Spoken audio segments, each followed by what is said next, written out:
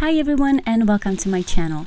In today's video, I'm gonna show you how to make chips from sweet potatoes, yams, beets, and carrots. I'll also show you two different techniques for slicing the vegetables so they always turn into crispy chips. Alright, so first things first, you'll need to peel the sweet potatoes and yams. The skin is perfectly edible though, so if you're using organic produce, just scrub the skins to get rid of any dirt. And yes, I am using a peeler that is designed for right-handed people, even though I am left-handed, and funny enough, my husband is left-handed as well, so I have no idea why we have a peeler for right-handed people. Anyway, when your veggies are peeled or cleaned, you'll need to slice them as thinly as possible. Water needs to reach the surface in order to evaporate, so the lower the volume, the better. I'm using a food processor for this job, but I'll show you another option for slicing vegetables when we get to beets and carrots.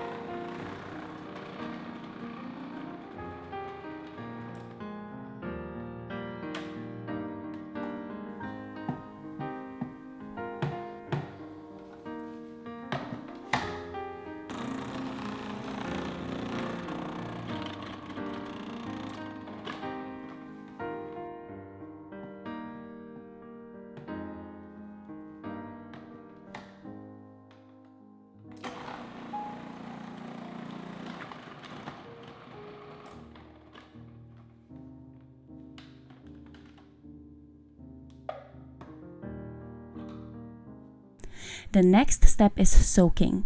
This technique works surprisingly well for the sweet potatoes, but I'm gonna do it with the yams as well.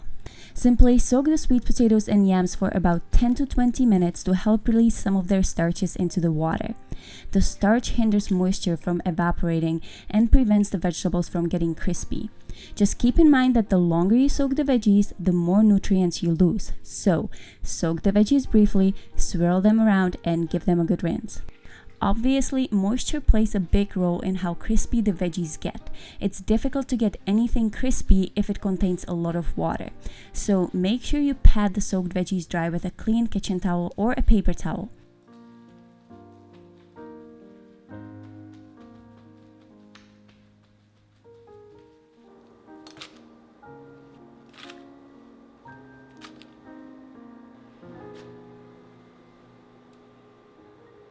I'm adding a little bit of olive oil and salt, but you can use any seasonings you like, and the olive oil is optional. I like to add the olive oil because it gives the veggie chips a nice rich flavor and helps them to cook more evenly. Massage the seasonings and oil into the veggies and spread them into a single layer onto parchment paper. I don't recommend using foils or waxed surfaces such as baking sheets because they trap water and the veggies steam instead of crisping up. Also, make sure the veggies aren't touching. If you crowd them, there will be too much vapor surrounding them and they'll steam rather than bake into crispy chips. As far as the oven temperature goes, my experience is that the lower the temperature, the better. The chips might take a little longer to bake, but at least you don't get any burnt pieces. I bake the chips at 200 degrees Fahrenheit for about 30 minutes and then increase the temperature to about 220 degrees Fahrenheit and bake the chips for 30 more minutes. You can achieve crispy chips with higher temperature, but it usually means a lot more browning than baking at low temperatures. Next up, we're gonna make chips from beets and carrots. The process is almost identical to the sweet potato and yam chips, except for a few things.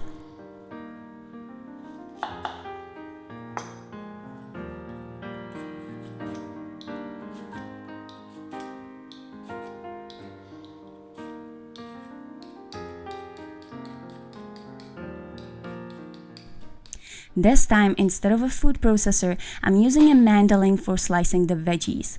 I set the blades to 1/16 of an inch and then just slowly slice the veggies.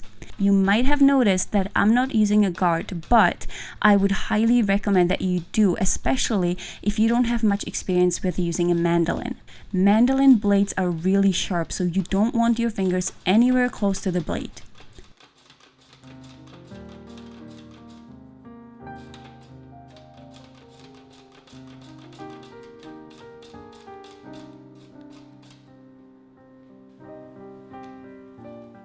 As you probably know, beets stain a lot. So, for drying the beets, you'll want to use a paper towel instead of a regular kitchen towel. Pat the veggies dry and then transfer them into a bowl.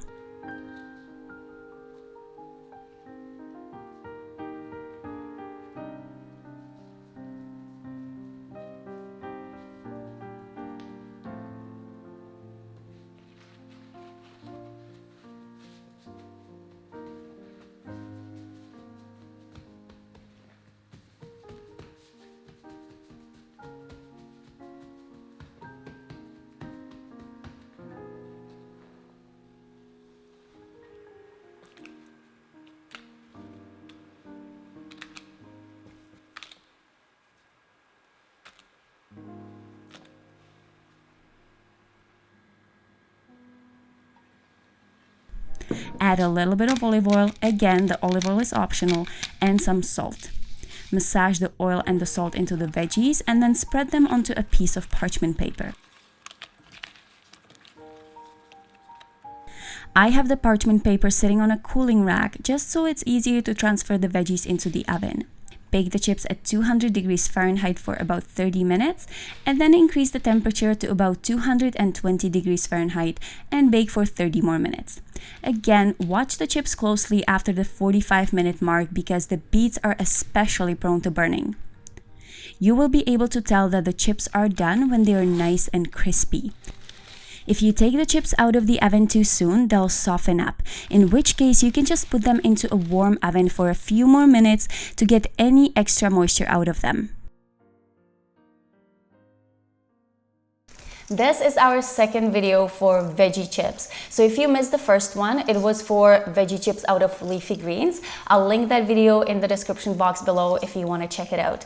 And if you have never made veggie chips before, I would definitely recommend that you start with the leafy greens veggie chips because they're easier to make. First of all, you don't have to slice anything. And second, they're very thin. They're just leaves, right? So you don't have to worry about drying them out and getting the moisture out of them as much. How do you like these? They're very good.